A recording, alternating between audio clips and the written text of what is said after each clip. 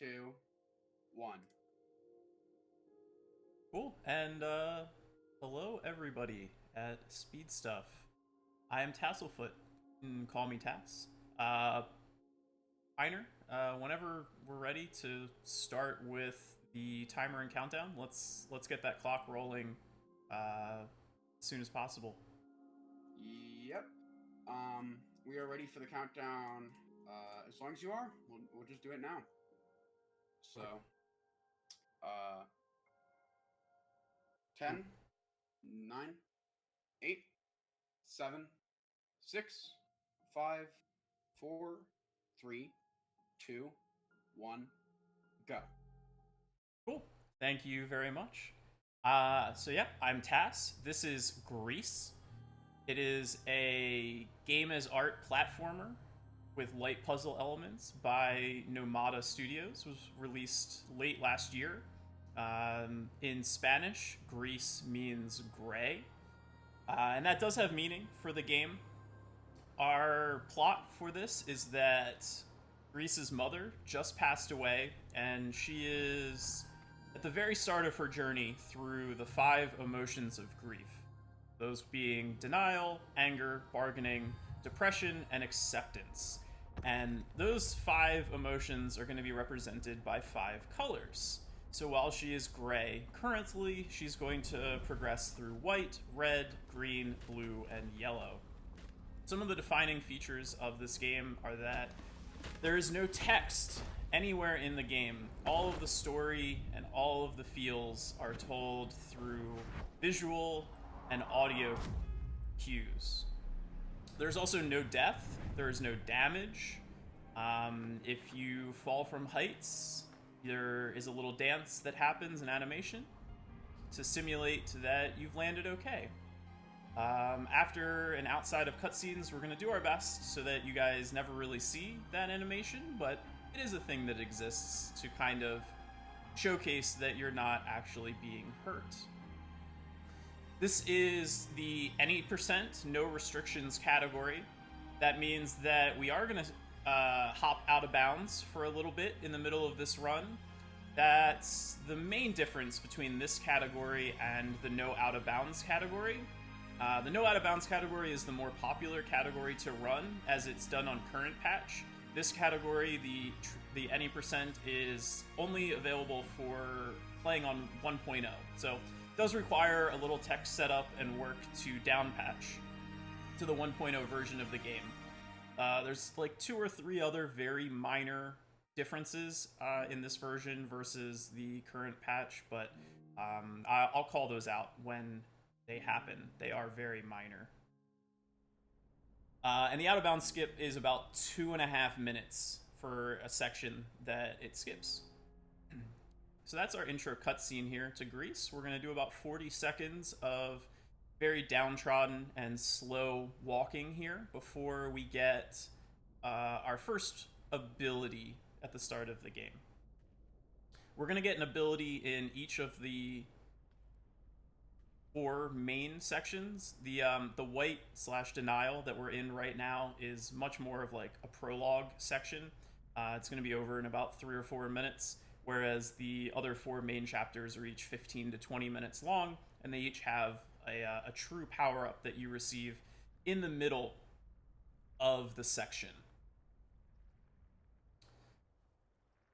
So yeah, so we're right about to start here. 3, 2, 1, jump. So we are going to be bunny hopping throughout the run. Just like with lots of other games, it is very slightly faster to single jump than it is to run on flat ground. It's about a 3% difference between the two. It's a bigger difference if you're trying to walk up or down an incline.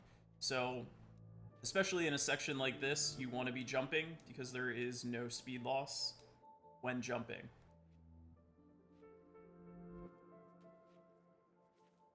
Otherwise than that, the opening section is pretty bland, pretty white.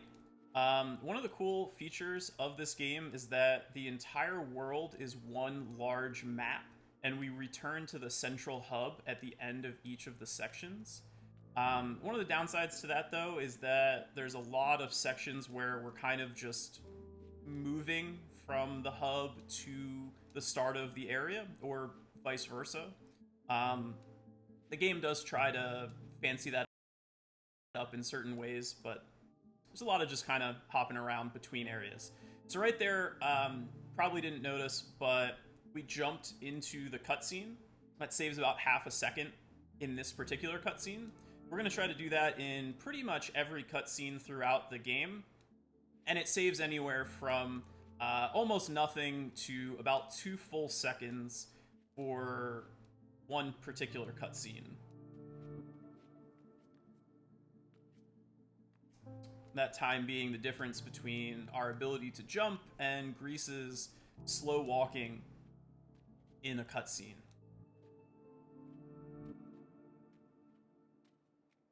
Again there.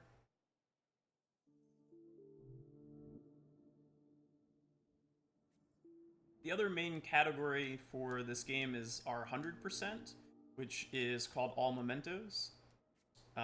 We're not going to actually collect any of the mementos in this run. We could pick up one that's free, but not going to, because that's not this run. But there's 28 of them throughout the game, and then an ending cutscene that gets added that gives a little bit more backstory. It's a pretty cool run, adds about 11 minutes, but this is the fastest of all of the categories for the game. So that right there is a star. Our main objective for the game is going to be collecting those stars, and they're going to allow us to progress throughout the game. They allow us to kind of build these bridges to cross gaps that we otherwise can't cross, and eventually by the end game we're going to combine them all together, and we're going to be able to journey off into the credits. So that right there, that's the 2-second cutscene that we want to make sure that for sure that we jump into. Way too large of a time loss otherwise. You'll also notice that at the end of each section, we're going to jump into the statue of a hand. So that's a statue of our mother, and that was the end of Denial. You can see that the world is now changing to red, signifying that we're going to be starting our anger section. You're also going to notice that as we end in these hand statues for each chapter, the statue is going to get more and more complete as we progress further and further in our journey. There are lots and lots of sort of subtle references and plot sort of through this game to signify how we're progressing on our journey. We can buffer our inputs. You can see that if you do a really good stair climb there. You kind of just glide and float up those stairs without stopping.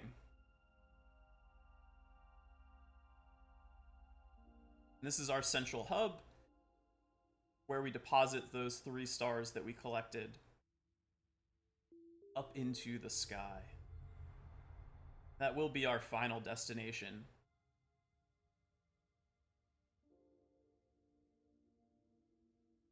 Small little mashing here to try to get, there we go, a really good exit out of that hub. And now we're going to start into Anger.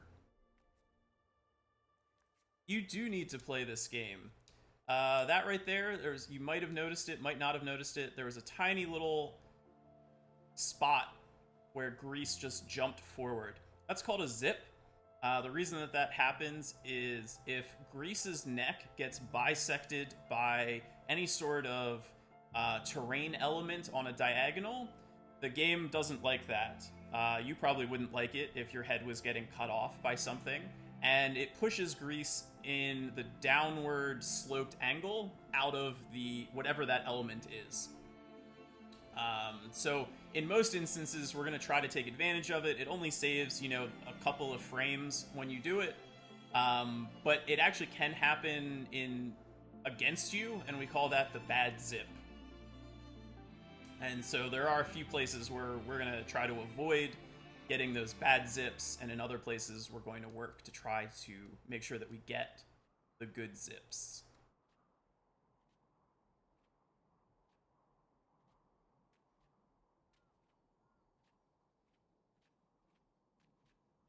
So this is just another area where we're going to try to do, you know, just buffered jumps to try to get up this tower as fast as possible. We are getting towards the end of kind of the introduction section of the game, and the run picks up.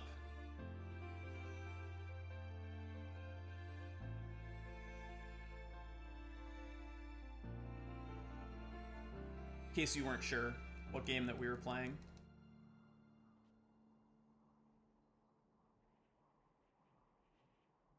I agree, Deathline.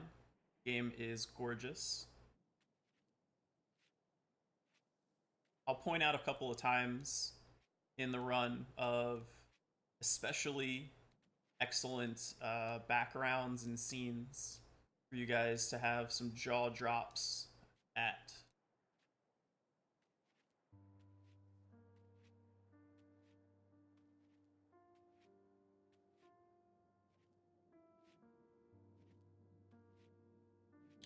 So this is the Sandstorm section of the game. This section used to be incredibly boring. They're very easy cycles to make, and you effectively can't gain or lose any time because of it. So it was 4+ minutes of just kind of jumping from these little safe havens to safe havens in between. However, I would say about 6 weeks, maybe 2 months ago, one of the runners in our community, Skylar, went and found a way to skip one of the cycles. So the first half of the Sandstorm section is still pretty boring, but the second half is now all of a sudden very interesting and involves some pretty tight and precise movements if you want to actually skip that cycle. And skipping the cycle saves a little over 15 seconds if we're able to pull it off. No time lost versus the old strats if we actually miss it, though. So, and it's going to start right here is where it's going to matter. Everything we do from here for like the next 2 or 3 minutes is going to factor into whether we actually skip the cycle.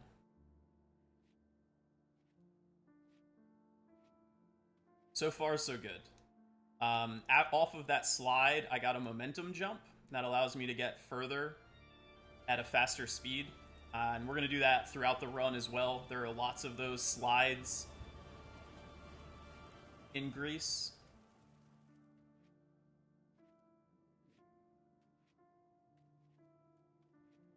We also need to grab 2 stars in order to get each of our power-ups. So we just grabbed our second one here, and this is the most important spot. This is the shimmy. Oh, we got the triple shimmy. Okay. We've gotten for sure the partial skip, and we got a chance at the full skip here. I'm gonna try for it. I'm gonna go for it. I might screw this.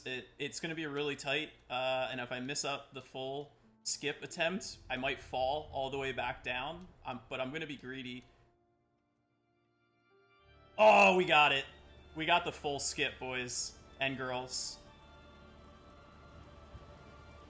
The partial skip, you only get to this second platform and you get pushed back to the first one, and so it loses about 2 seconds on the full skip. It saves it a little over 13 over the casual route.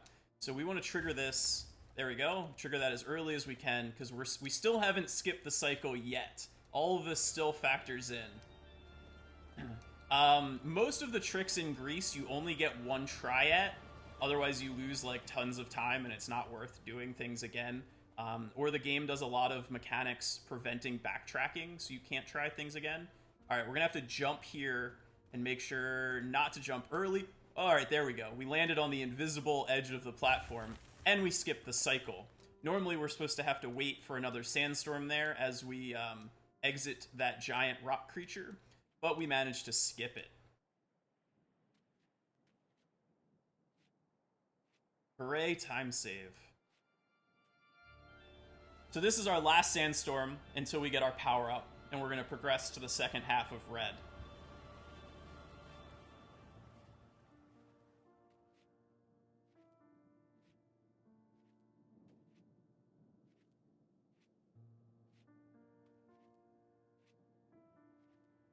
Don't mind me, I'm just bopping along here.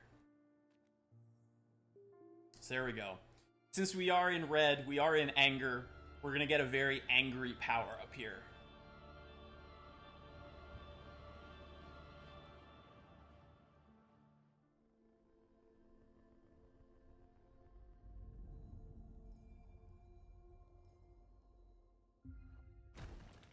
This is our heavy. Our heavy will allow us to move through wind, which is move through sandstorms and some other stuff that might try to blow us backwards later on. It also allows us to break some things that are some barriers that might be in our way, or some items that are hiding things.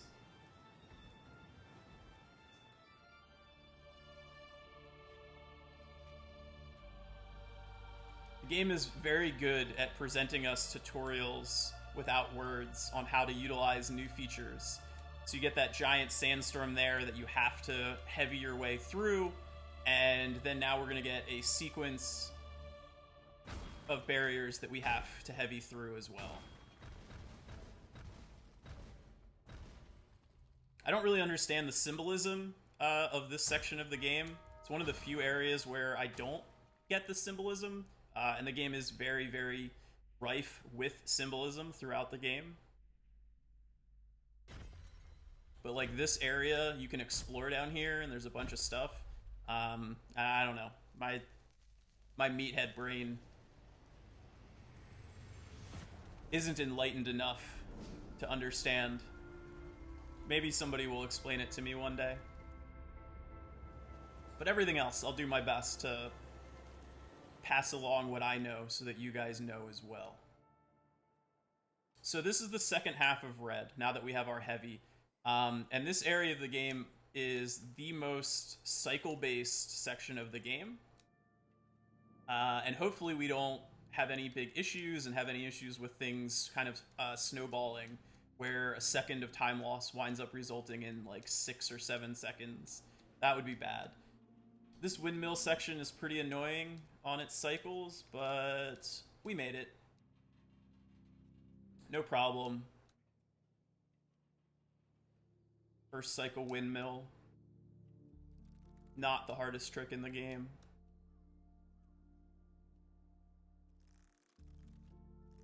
So there is some RNG in this game. It's very minimal, but at the very start of the game, there's load RNG. When we reach the hub and deposit our stars into the heavens, the patterns that those stars move is random, and that can lose you up to about half a second each interaction. And this guy right here, this is Lenny. Lenny is RNG, so he can be left side or right side. Thankfully, he was right side Lenny, which is what we want to see. Left side Lenny loses about 1 second. Oh, that was, yeah. I had a really bad transition there. That's unfortunate. So that's a 6-second cycle loss right there. I try to cut that cycle very, very tight, and my movement just wasn't very good, and so I missed it. You can do your heavy on that pressure plate further to the right to give yourself more time to make that cycle, but then you wind up losing a little bit of time as we get back to it after grabbing this star. No matter what we do, we have to wait in the center, and so the further left we can do that initial heavy, the less time we're gonna have to wait back here, but it does make that initial cycle harder, and yeah, flubbed it a little bit, but it happens. However, missing that cycle throws off one of the other cycles that's later on in this section, and so I really have no idea what that's going to be like. Well, it's not true. I have an idea. I've missed that platform before, so we shouldn't have any issues, I don't imagine, but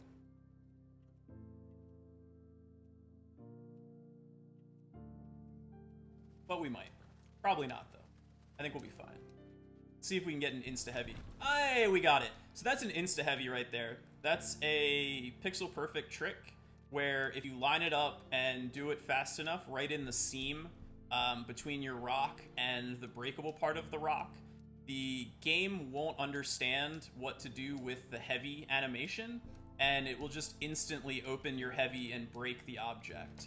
So that's the only place that I do that insta-heavy. A couple other runners do it in 1 or 2 other places, but I find it too risky. We can also do insta-heavies 1 pixel off the edge of a ledge as well, and then as we fall, we'll get an insta-heavy. And the insta-heavy saves about half a second.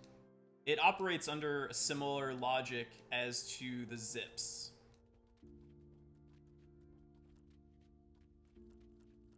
So this is George, Lenny's compatriot. Okay, I didn't mean to land on George there, but that's okay. Thank you for the good luck.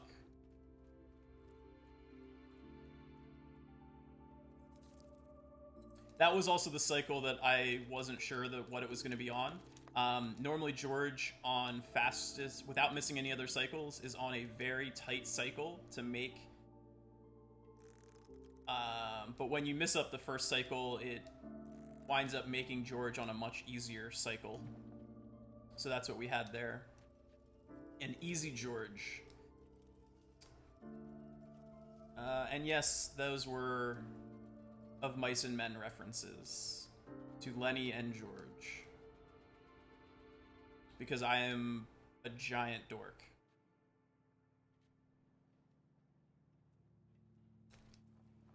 Okay, cool. So you can insta-heavy that block there as well, but that's the one that I find very risky.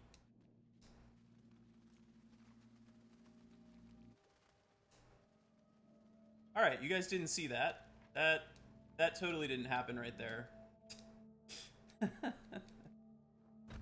So much for fast strats. Cool. That's a big zip right there.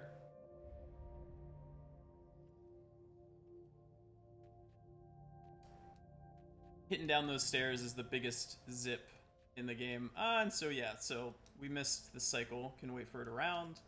That's fine. Definitely it was bad that I undercut that turn back jump onto the moving platform on the balloon, so I had to go and cycle through it again. That was not how I drew it up.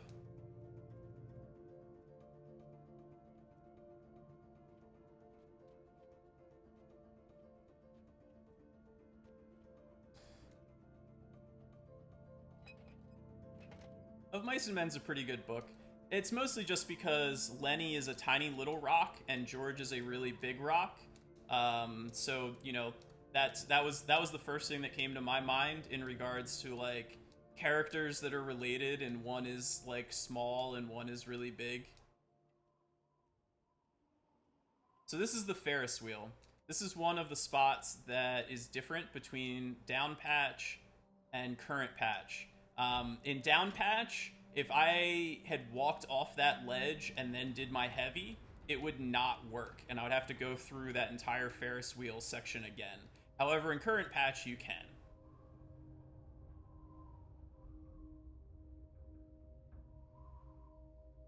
So yeah, so definitely on this version, on this run, you want to make sure that you don't walk off that ledge before doing your heavy. Which makes trying to do the insta-heavy off of that ledge very, very risky and not really worth it. So now we're finishing up with red here. Hopefully we can do some basic platforming. And once again, I will remind you guys to look at the hand. Look at how big that statue is now. And so that's red.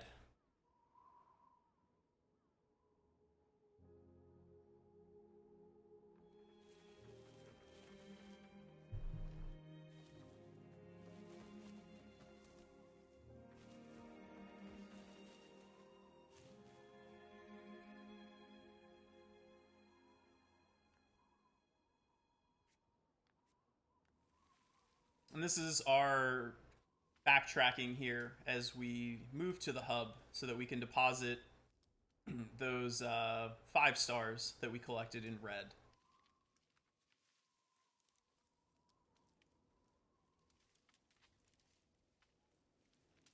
One thing I should mention is movement vertically. So I mentioned how, you know, bunny hopping is slightly faster than just walking.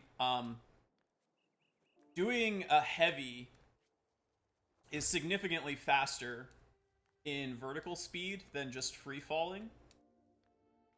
However, there's more animations. So any straight vertical fall of more than 2 seconds is going to be faster to do a heavy than to just free fall. However, if when you're falling you can also move left or right in midair, it is faster not to heavy. I believe that has something to do with the Pythagorean theorem. Something like the hypotenuse is the shorter distance to travel than the 2 sides. So yeah, so even though you're falling at a slower speed, because you are then moving horizontally, it does save time. So like before, as we were free falling off of those vines, you can do a heavy to straight down, but holding left and free falling, you actually save 1 second in that spot. And there are a number of other places in the run where we could heavy, but it's actually faster to free fall. Coming up right here is not one of them. We're going to try to do an insta-heavy off this ledge. Oh, and we got it. There we go. 2 insta-heavies in one run. That is pretty rare, because each insta-heavy is pixel perfect.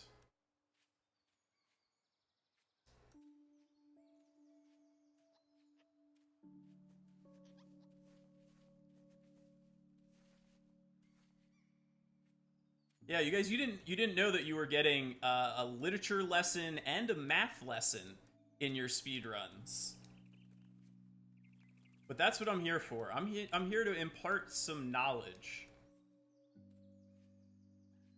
Also want to make sure that you guys are aware and take note of the fact that I've been referring to them as the 5 emotions of grief and not the 5 stages of grief. Calling them stages is a misnomer. They aren't stages. You don't progress from 1 to 1 to 1, or 1 to 2 to 3, like in a video game. You flow through them. They're emotions. It's a journey. It is not a linear path. And the game here, GRIS, actually does a phenomenal job of portraying that through the way that, in various ways. We haven't gotten to any quite yet, but I will call them out when we actually hit them. But this game does a great service toward showing that they are emotions of grief and not actually stages. So this is a speed run, but this is also some life lessons for y'all.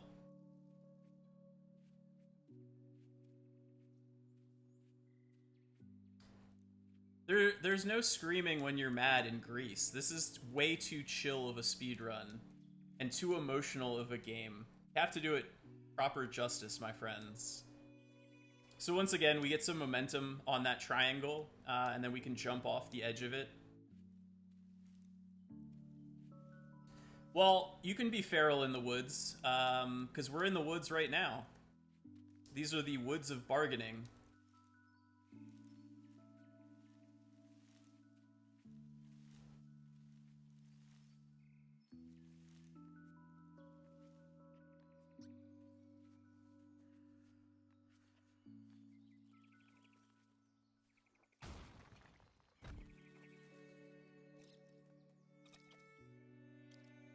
So this little guy here, that's Macaroni. Macaroni likes apples. Why is his name Macaroni, you might ask? Well, he has 4 feathers in his head. And if you're familiar with the song Yankee Doodle Dandy, you'll know that they stuck a feather in his hat, and he called it Macaroni. So having 4 feathers in your head, that seems pretty damn macaroni to me. So Macaroni likes apples. The game is going to say that Macaroni is bargaining for apples. Personally, I like to think that we're bribing Macaroni with apples. And so I mentioned before little bits of RNG. This is the last RNG in the run. Is Macaroni can just decide to take his sweet little rock time, and when he decides to eat the apple or not. So let's see. Alright, good. So we got good apple RNG right there. But we can lose up to 1 second per apple, depending on whether he decides to like wait and evaluate whether there's any worms in it, whether there's like any brown spots or mold on his apples.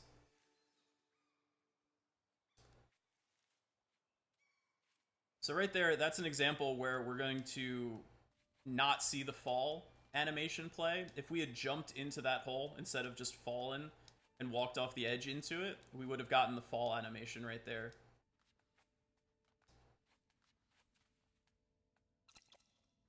Yeah, 4 leaves in his head. I may have misspoke. That happens.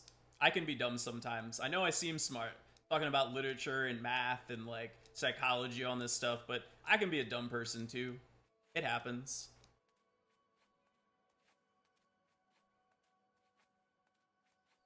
So, but now that we've given Macaroni 4 apples, he's going to follow us around, and he's going to do what we do. Another zip right here. Whoop, big little zip. Little big zip, maybe. But Macaroni's our homeboy. He helps us out. We break things, he breaks things. We don't need any apples, though. That's unfortunate. All the apples go to Macaroni. There are actually 4 additional apples, but we're not going to give those, like this one right here. We're not going to give those apples to Macaroni because, you know, speedrun.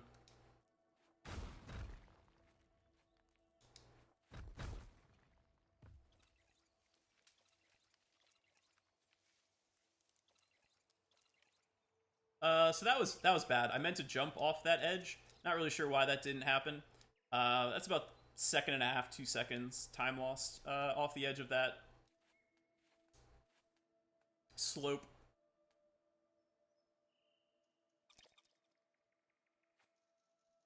Dry, I appreciate that sentiment, man. That's awesome to hear. I'm pretty sure also that if any of you guys don't own a copy of this game, but are enjoying it and want to try it out yourselves, either for casual or speedrun play, I do believe that Devolver is having their 10th anniversary sale right now, and GRIS is 40% off its normal retail price. So no time like right now to pick up a copy of it. And all of your other favorite Devolver games as well, I guess. You know, if you want. But definitely GRIS. So this underground section looks really straightforward and simple, but you can pretty easily lose like 4 seconds here if you just have bad platforming, which I'll try not to do.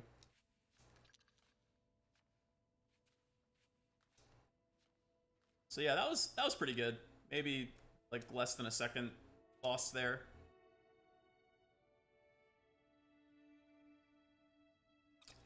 Look at that. Macaroni was holding out on us, holding one of them stars this whole time, making us go through this like scary ass little cave to go and grab it.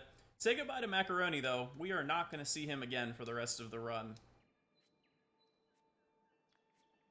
Not only is it about the emotions and the journey, it's also about the friends that we made along the way.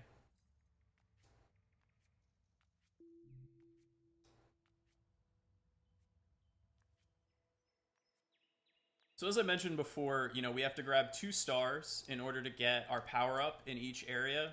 So Macaroni had that first star of ours, and over here on this other side is going to be the second one. I'm sure you guys will notice it looks a little bit different. You can see the red tones here. That's again part of the game and how it's emotions of grief and not stages. We are flowing back a little bit into anger, as well as having our bargaining. And instead of being time-based, the squares are now operating when we jump. So one of the few spots of the game where I'm going to focus on not actually jumping. You can jump in those sections, but it's super sketchy and 100% not worth doing for the time save.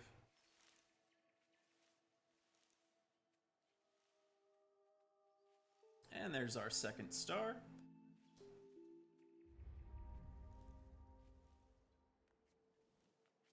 A little overly cautious on that final jump there, but that's fine.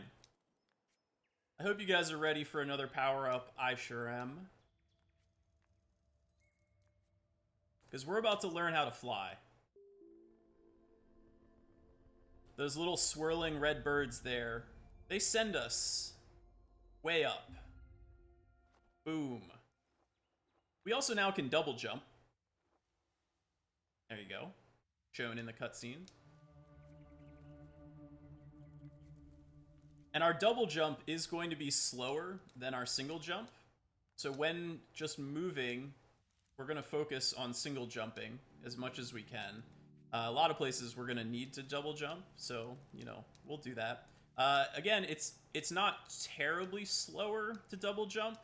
It's 3% slower, same as just walking on straight ground. But it does allow us to get, like, you know, to higher places and across larger gaps. So there are a lot of great uses for that double jump. We can also jump cancel now. That's something that we'll be doing a lot of through the rest of the run.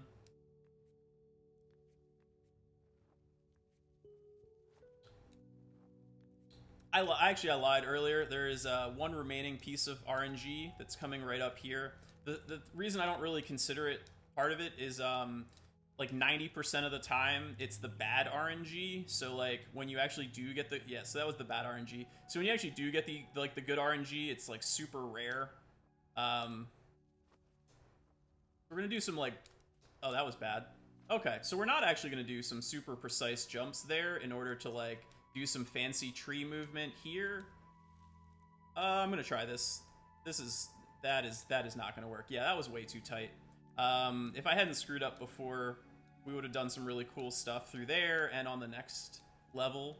But I did screw those up, so instead we're gonna do this, which is fine.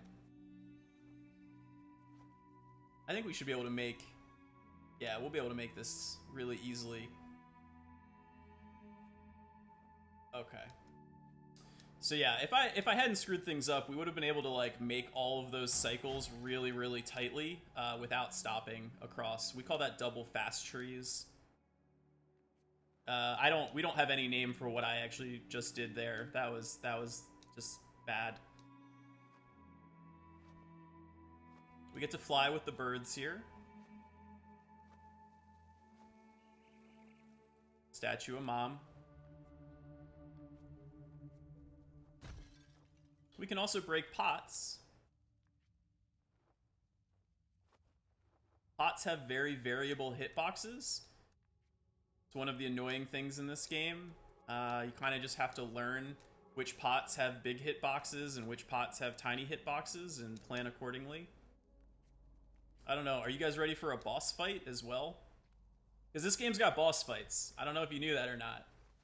There's 2 of them.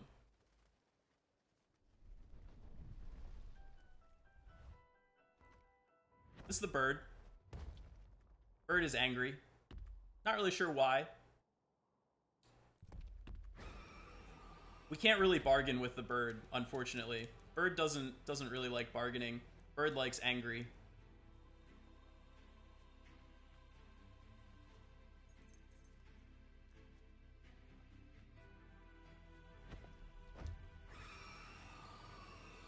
Very angry bird.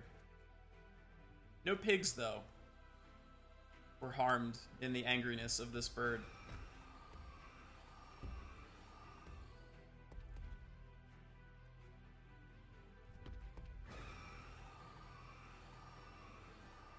So, as I said, a lot of jump cancels. They're pretty subtle. This is a cool little trick out here. Doesn't even really look like a trick, just flows through. But doing that casually, you get like really jammed up in that section. You get a fall animation that plays. It's not smooth.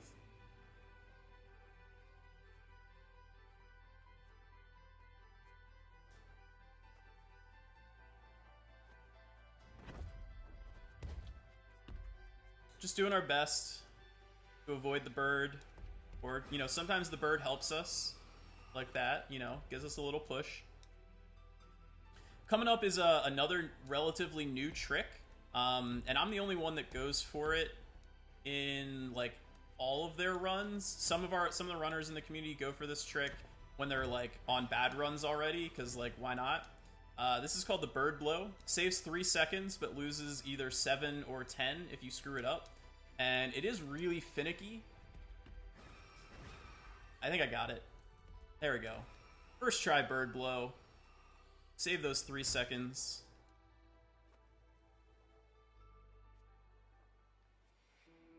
Requires standing on pretty precise pixel, jumping up to trigger the bird, and then jumping pretty precisely left and then back right so that you get pushed far enough by the bird to land on that central platform. The casual strat, you just get pushed by the bird, land on the central platform, and then wait, and then jump and go over again. See, now we're friends with the bird. Oh crap, now we're not friends with the bird. Bird doesn't like loud noises.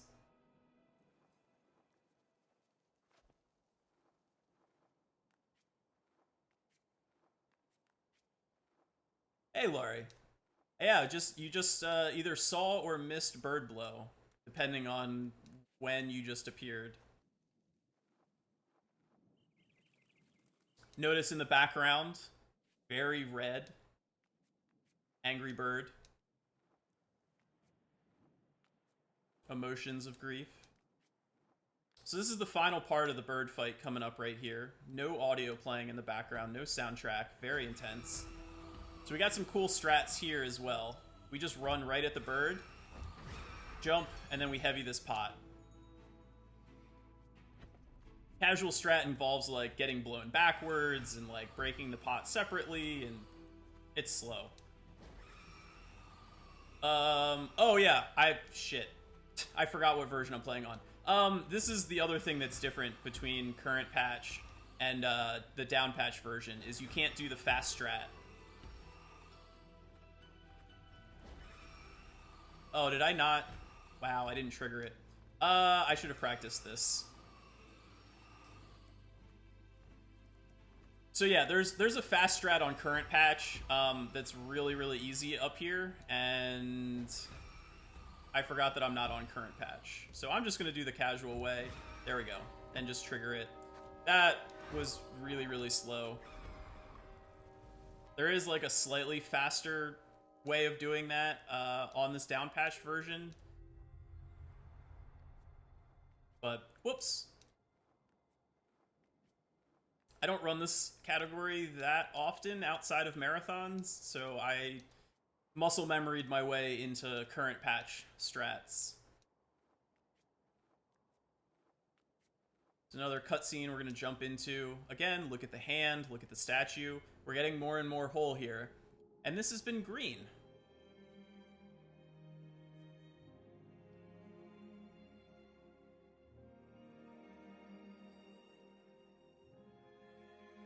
Next up is blue, or the depression section of the game, which is going to start off with a fairly long backtrack.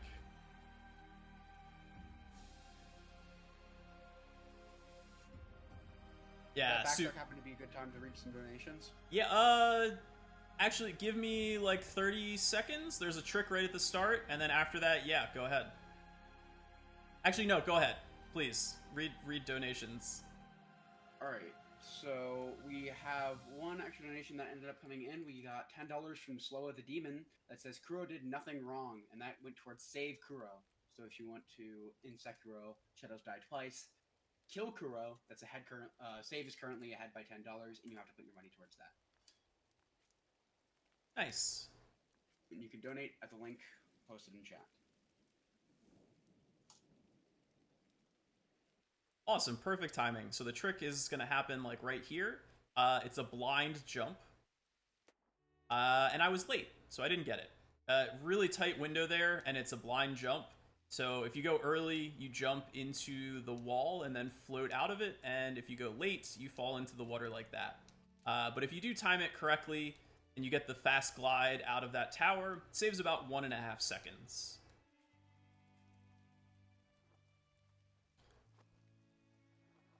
So now that we're in the blue section and depressing, there's rain falling, and the rain has gotten water everywhere, and it's exposed some otherwise hidden blocks. We're going to try to do a fast strat right here as well. Nice, we got it. That is a super, super tight cycle to make. And so this is the memento path. I mentioned mementos earlier, but we just jumped off of it. We use that the first half of the memento path in any percent, as it saves about 0.5 second over the expected path to take. There's a little hill that you have to climb and that loses time, and the bird that you use to travel on the memento path also saves a little bit of time. So it's not much, and it's not a big deal if you miss it because it is a super tight cycle, but it always feels nice to get those little time saves when you can. I should note that traveling in water is the slowest way you can travel. We're going to do our best to spend as little time in water as possible. It is extremely slow. Also, this is denial right here. If you remember at the beginning of the game, we are now traveling above denial on our way back to the hub. It is completely underwater.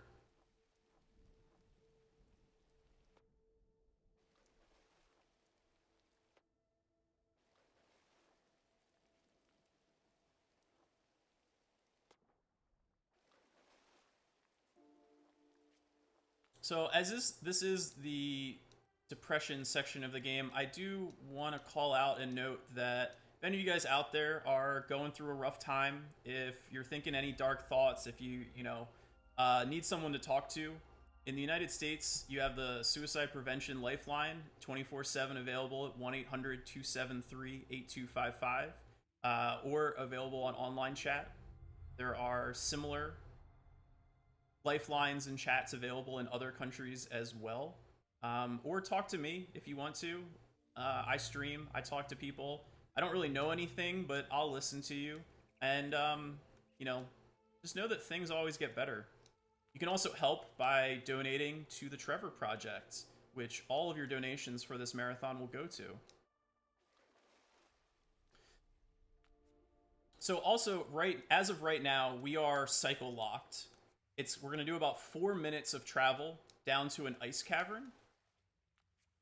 And the cycle in the ice cavern is on an 8-second timer. And pretty much everything that we do from now until then is going to just not lose us any time. On normal cycle, we have about 7 seconds of forgiveness. It is possible to make the quote-unquote fastest cycle, but it's insanely difficult. Well, that was bad. Normally we do a little skip there so that we don't fall in the water, but I was a pixel too far to the left, and so I missed it. However, that only loses 5 seconds, and as I said, we have about 7 seconds of forgiveness, so as long as I don't screw anything else up in this section, we should still make the fast cycle and not actually lose any time. We'll do my best. Worst case scenario, we lose 8 seconds and 1 cycle. You can do an insta-heavy off that ledge, but because it's all black and it's like curved and the actual outlines of the game, it doesn't really match the sprites. It's a really difficult insta-heavy to do. So again, on this ledge, you don't want to heavy too late. Otherwise, you won't have enough speed to actually make it through that water section. You'll just float back up to the top and you're going to have to do it again. Very embarrassing and a big time loss. This section of the game, super serene, really, really beautiful. The screen that we're coming up to right here, I like to call out because of just how gorgeous this is. Just look at it.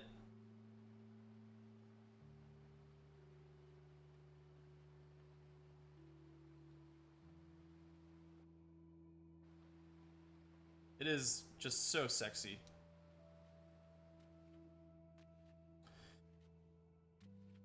So we're coming up on the mushroom section of our underground path here. So we're going to do some fast mushroom strats. Like some glides there, skip some mushrooms, skip some more mushrooms, skip some more mushrooms. And we're through the mushrooms. We're also going to do some fast movement here, trigger those two real quick, and, you know, get out of there. We got cycles to make, you know? Missing the heavy dive skip is a big time loss. Makes hitting the cycle pretty challenging. Whew, just barely made it on there.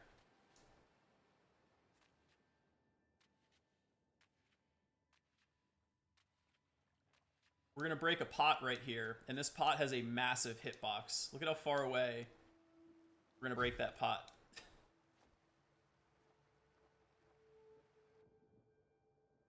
Alright, so we should be fine here on that cycle. It's going to be tight, but I'm pretty sure we're not actually going to lose any time, even though we made some mistakes. Mistakes were made. We're also coming up on the out of bounds clip.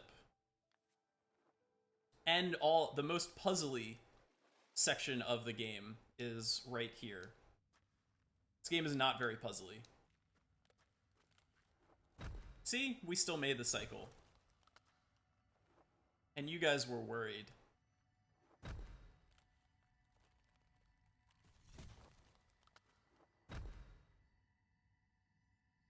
The other side is slightly more puzzly than this. This isn't really puzzly.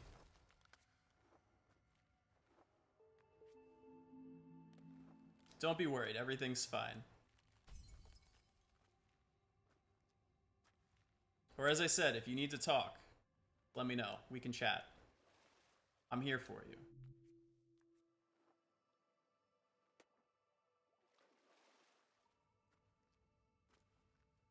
So on this right side, the second freeze is going to be really, really tight. So we're going to actually exit that freeze early right there. I released my heavy button before it actually triggered, and that gives me enough time to make that cycle right there.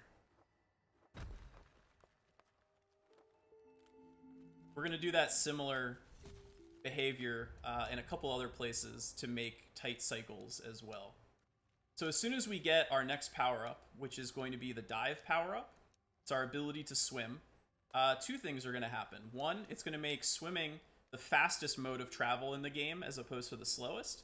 And two, we're going to have our out-of-bounds clip. Who's ready for that? And hopefully I don't screw it up. It is pretty precise. Hopefully, let's try first try. Maybe? I think this is off. Yeah, that's off. Nope. Nope. Nope, still off. Too far left. Okay, I think this is good. Or not. Okay. Of course, in practice, I hit it 5 times out of 5. There we go. So we heavied straight down. That happens sometimes. It's slightly slower than if we were able to do the heavy out of bounds and then get out of the heavy as we fell. But, you know, beggars can't be choosers here. We're still out of bounds. Okay, we're over on the right side. There we go. And there we go. All right. So the section of the game that we're skipping is not loaded at all. So if we don't do this final piece here correctly, we're going to soft lock the game and lose 2 minutes and have to start all over again. So I'm going to try not to do that. I'm not going to talk. Okay. I'm not going to talk so that I can focus on this.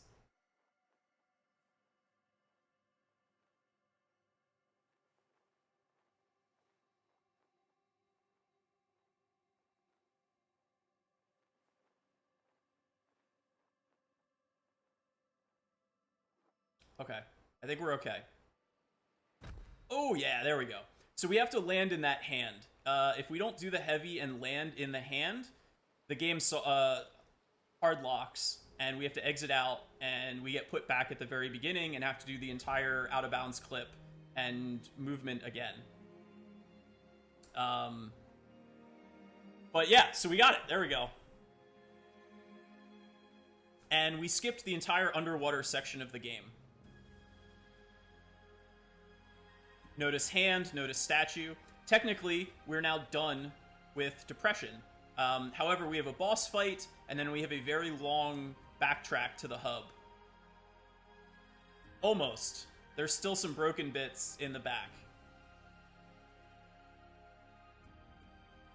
Yeah, the statue of Mom is almost complete again, but not quite.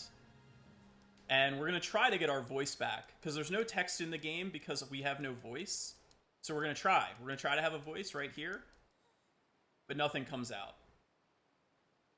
So we're not finished grieving just yet. And the boss has returned. So here's the second boss fight.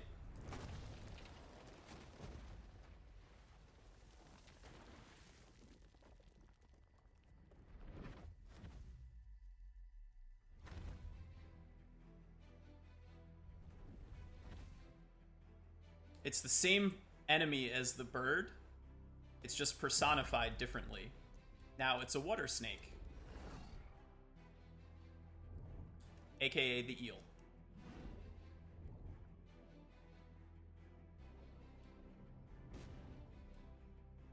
So this section is actually pretty boring.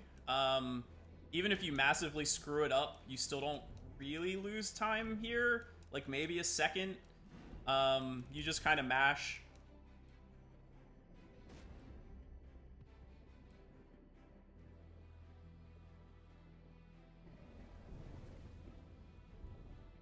I'm sorry to hear that, Piner.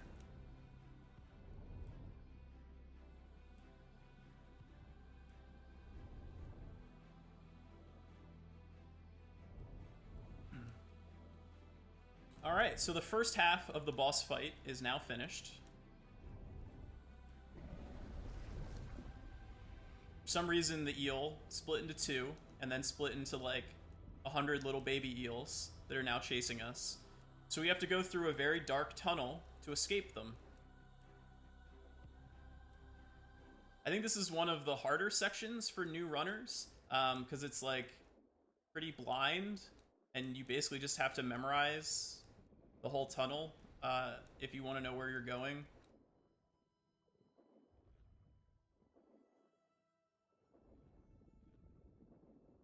But it is pretty. Notice that there's lots of yellow sprinkled throughout, signifying our final section of the game, Acceptance, which is shown by yellow.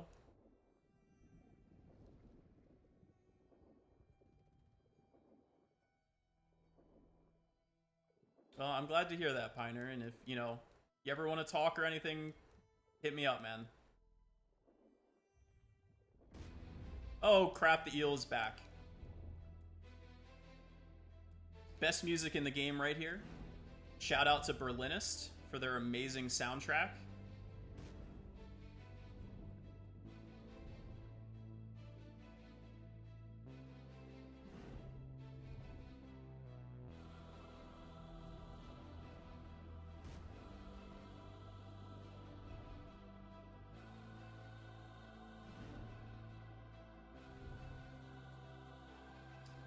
So, there may be an unlikely hero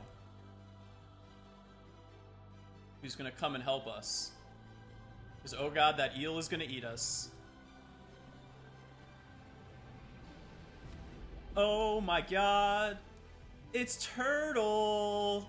You guys didn't actually get to see Turtle, because we skipped that part of the game. But yo, Turtle is our hero. Turtle came to save the day for y'all. Prevented us from getting eaten. Shoutouts to Turtle.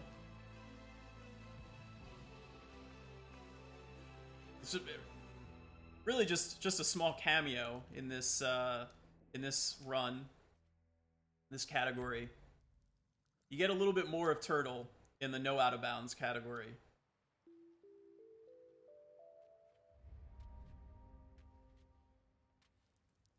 Turtle is our hero. Turtle saves the day. Once a run. Once again, it's not always just about the journey, but the friends that we meet along the way.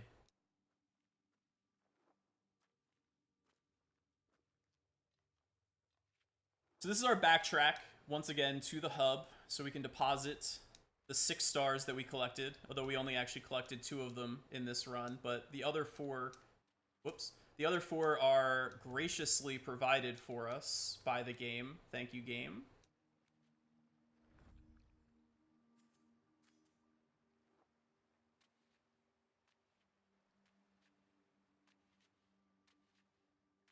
Still lots of blue notes, but you can see more yellow sprinkled in.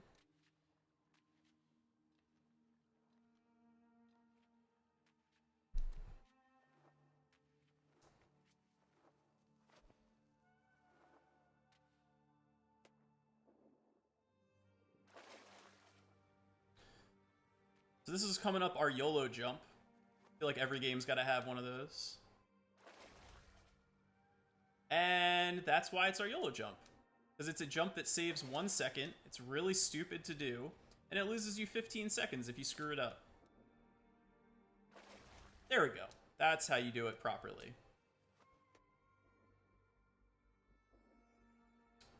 Gotta save that 1 second after we already screwed it up the first time. Ugh, bad dive out of the water there.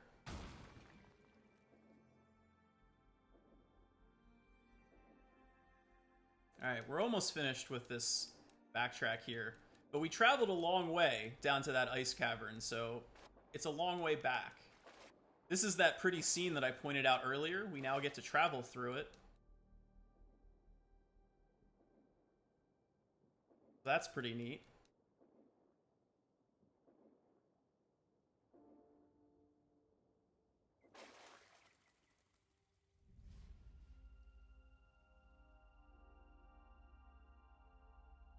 Did I only lose 14 seconds? Probably lost more than that. Mistakes were made. It happens. We got a good exit out of the water there, though. That's setting us up really nicely for our acceptance section. Look at that. Look at this. Look at how far to the right we got. Oh, baby. So that pot that I broke like an hour ago, we just used it right there. Maybe 40 minutes ago. Not quite an hour. It was on the backtrack between red and green. I got another big stair climb to behold. A lot of stairs to climb in this game. Got these little light John things here that show us the way.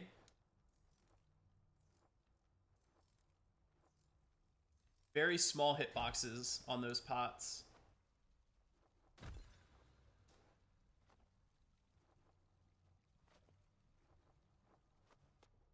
Dude. Could I have fat fingered that any more right there? Whew. Oh boy. That was not textbook. Now we get introduced to yellow stars. Yellow stars are, or not yellow stars, yellow birds, excuse me. Yellow birds are temporary birds.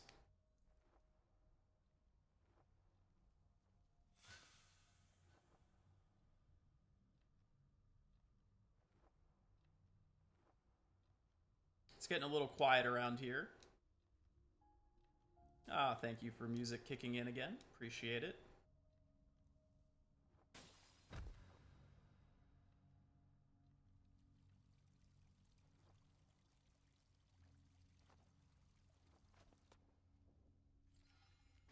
We get some cool water movement coming up where we get to take advantage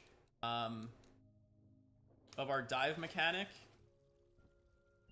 and water momentum. It's very, like, think Dream Blocks in Celeste and, like, hyper dashing out of Dream Blocks. It's kind of like that, only, like, not nearly as complicated.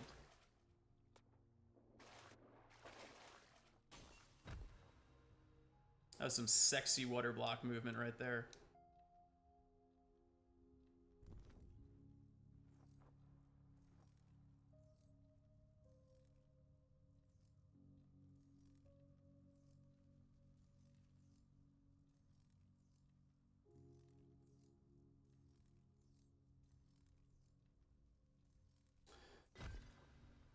We're just making our way here up to the main area of yellow. Our platform for our power-up. Yellow's pretty cool in that it's the only section of the game where we don't return to the hub after it. It's also the only section of the game where before and after we get our power-up, we travel through the same area. So we're going to kind of go through the right and left side of this section of the map twice. Once now, and then a second time once we have our final power-up.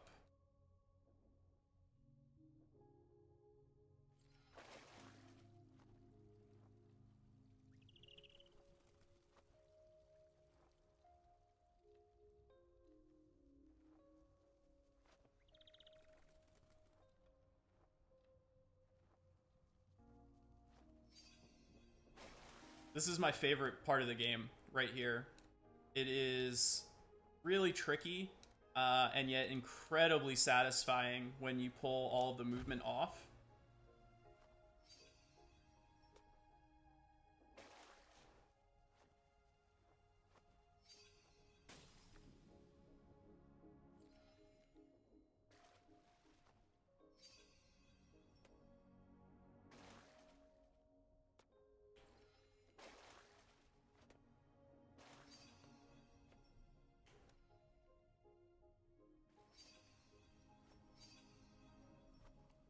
Nice. So that was pretty good. Very satisfying. And as I said, water, super fast way of traveling. So we hop in those little pools as often as we can. I think it's 5 times total throughout this and the next section of the game.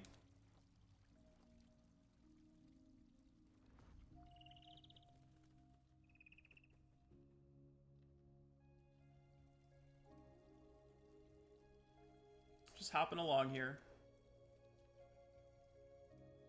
Starting to feel better about ourselves and our situation.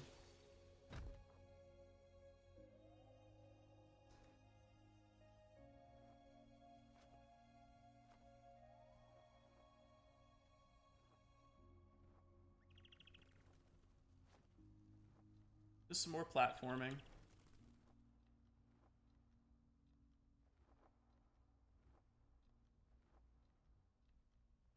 Hello, person.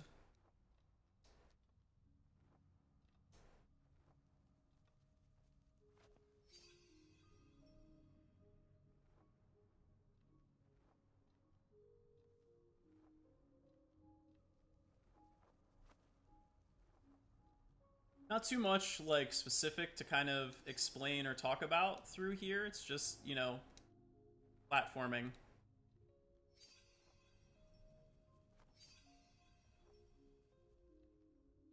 I don't like this jump right there. I really don't like it. Probably my least favorite of the game. So we do a little skip right here. We trigger that without actually flipping right side up.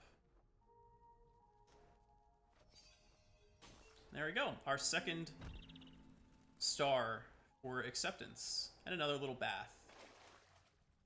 Victory bath right there, maybe. And we're going to get our final power-up of the game right here, folks. We are going to get our voice back.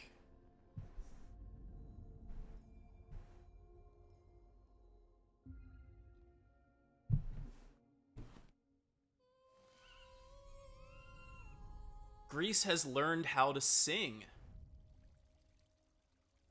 And through the power of her song, she opens up flowers, she can activate things. Oh my, what a wonderful voice she has.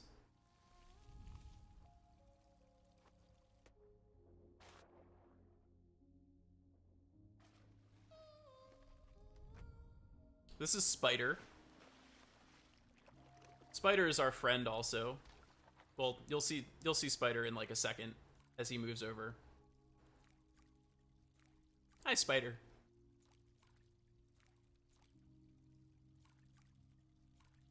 Spider is just gonna carry us a little ways, and then we're never gonna see Spider again. But the hardest trick in the game is coming up here. So there are major skips on both the right and left side stars that we're going to grab. The left side is free, however. So I'm going to spend some time here explaining this trick. So we're coming up on the bug room. And so the bug room casually is meant to be done in 2 cycles. There's a pretty easy skip to get it in 1 cycle, which saves 10 seconds. Okay, that was bad. Or fine. And then there's an incredibly difficult way to do it in no cycles, which will save an additional like 22 seconds or 32 seconds total. So I'm going to do a bunch of attempts for no cycle because it's a really cool trick and I have some time on my estimate, but hopefully we get it first try. So that was 1 cycle right there. I don't think I got it. Nope, I was too early. So you have to jump on a very specific pixel. It's pixel perfect, and then about 3 frame window after that on the second jump in order to pull off no cycle.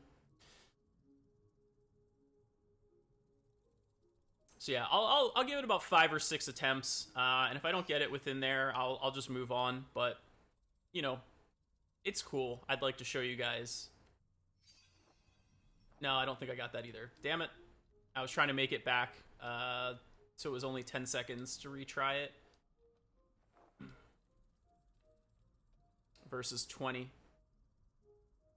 And the one pixel that we have to jump from is actually, it's a coyote jump. There we go. I think we got it there. Oh no! The first jump was lined up and I was late on the second jump. That stinks. So a coyote jump means that we're jumping from 1 pixel off the edge of the platform. I can see that I've gotten it on the right jump because Grease will drop slightly. And if I go too far, that happens. And you just don't jump. You don't get the second jump at all. All right, we'll do like 2 or 3 more. Maybe? Yay, there we go. There's no cycle. That's like a 6 attempt no cycle, but really cool trick. It's super precise, saves a ton of time, and it's right at the end of the run. So, you know, everything you look for in a speed run.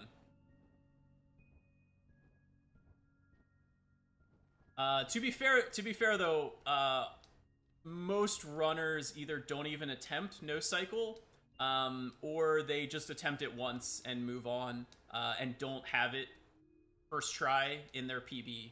I think I'm actually the only runner of the game that has no cycle in their PB. So, don't be afraid of no cycle if you're interested in running this game. Don't let that one trick hold you back from it. Because Grease, it's a super chill game. It's a super chill speedrun. It's super friendly for new speedrunners, or as a change of pace game. So, highly recommend it. We got a pretty good Discord and community. This is a new route that I found just like 2 weeks ago.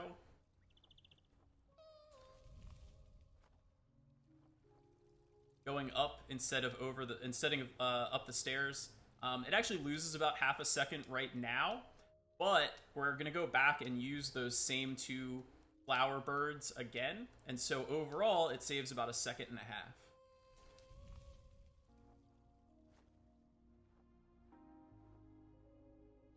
That's actually the most recent trick or route change that's been found in the game.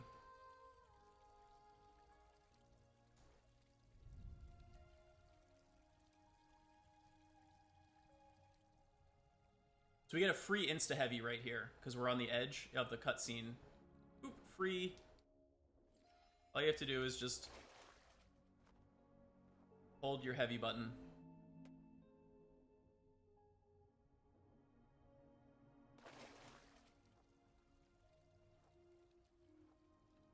That was like the most water movement you guys saw all run. It is unfortunate with this category that you missed the underwater section. The underwater section is my favorite full split of the game. The upside down movement that I mentioned in the prior section is like my favorite individual piece, but I really, really like the entire underwater split. The underwater movement and the stars that you grab are really fun. So it is disappointing that that's what gets skipped in this run, but, you know, time save is time save, so the sacrifices that we make. So this is Flower Room right here. I mentioned that Flower Room also has a major skip, so we're not going to go upside down at all here. We're just going to mash, jump cancel, and land there. So you're supposed to, like, hit those birds, and you fly all the way upside down, and then you have to activate the 4 flowers upside down, and then jump your way back in order to be able to activate the flowers on the right side up. But, yeah, all you have to do is mash, and you get the skip. Very free.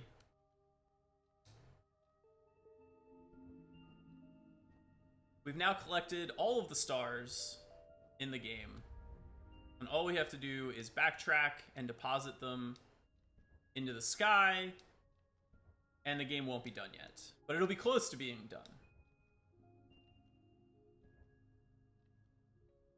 And I did mention this is the only section and star deposit that doesn't occur back at the central hub.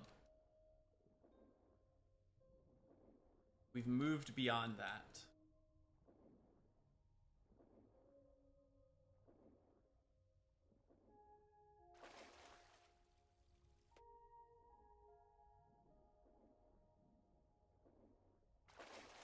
So here's where we're using these flower birds a second time. Instead of going down back to the central hub, we continue to go up.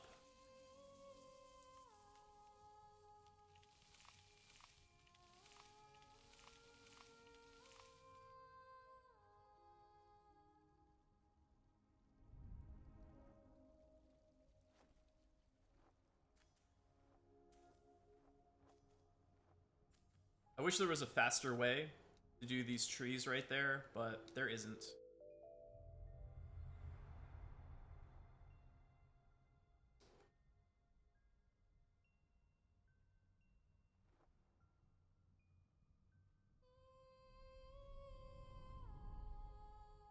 We sing to the heavens.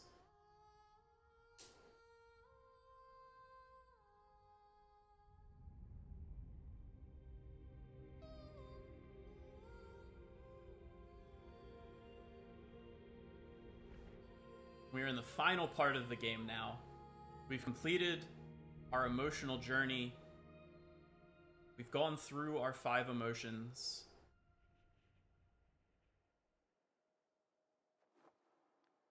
We're almost ready to move on from Mom's death.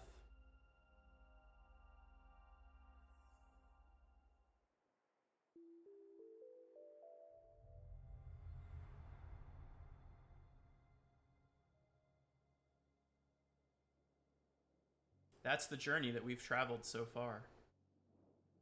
It's right there for us.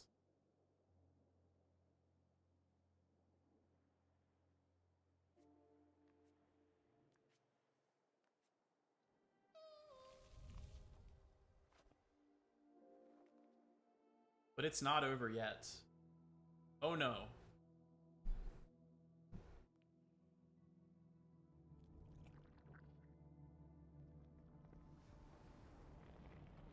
The eel.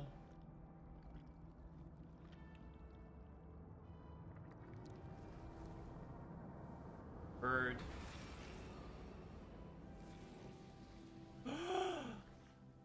Oh no.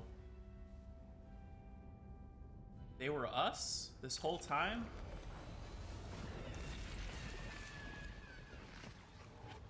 We thought we had recovered. We thought everything was okay.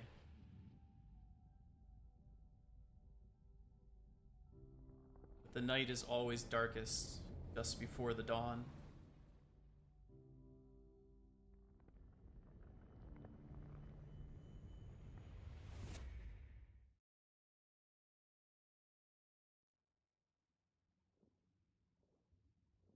And so we sink to the bottom and have to climb our way back out.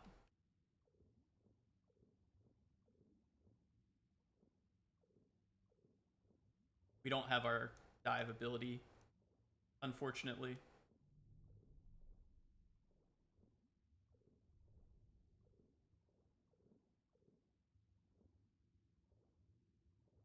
One of these runs, I'm just waiting for that piece of statue with the eyeball to just blink at me.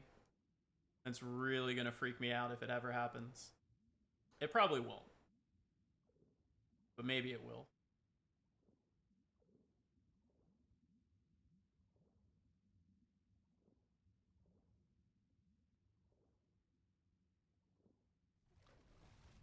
Mom's coffin. Give her a little song.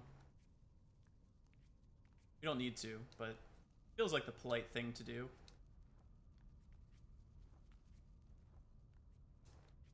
We have to climb the broken pieces of the statue that we just took our whole journey to put together. That came crumbling apart around us.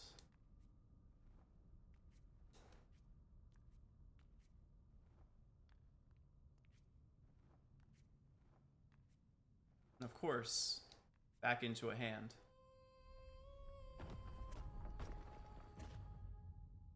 So I'm not going to say anything. I want you guys just to enjoy and experience this final cutscene of the game.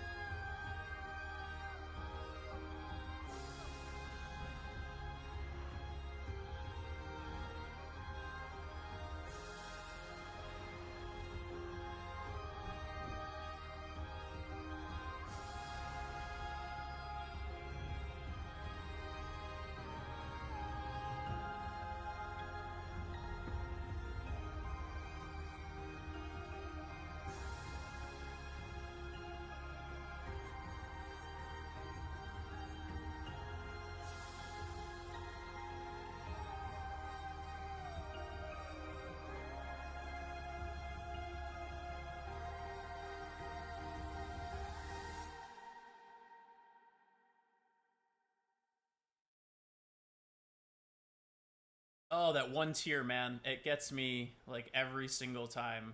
And I've seen that cutscene, like, 500 times at this point. So time is coming up in a little under a minute. Just for timer's sake. These are all the stars that we collected on our journey. Apparently I can't jump properly.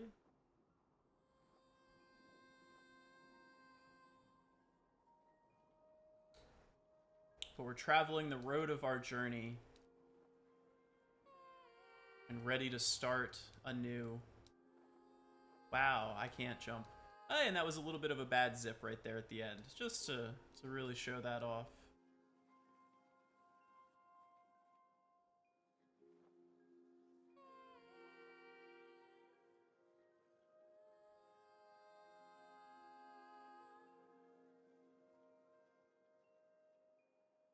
One final cutscene to jump into. And time is coming up right now. So that's been GRIS. Appreciate and hope you guys enjoyed.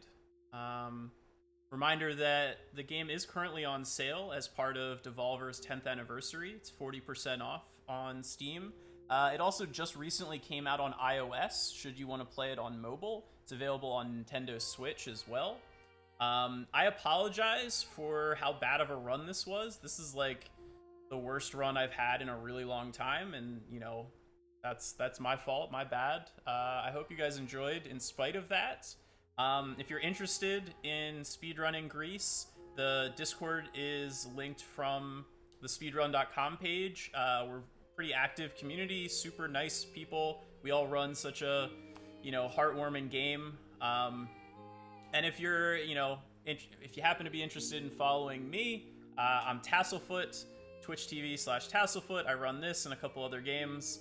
So yeah, thank you for having me on, and I believe Deltarune is coming up next. Make sure to donate to the Trevor Project. Yeah, that was actually a wonderful run. If you hadn't said that the run was poorly executed, I would have had no idea, honestly.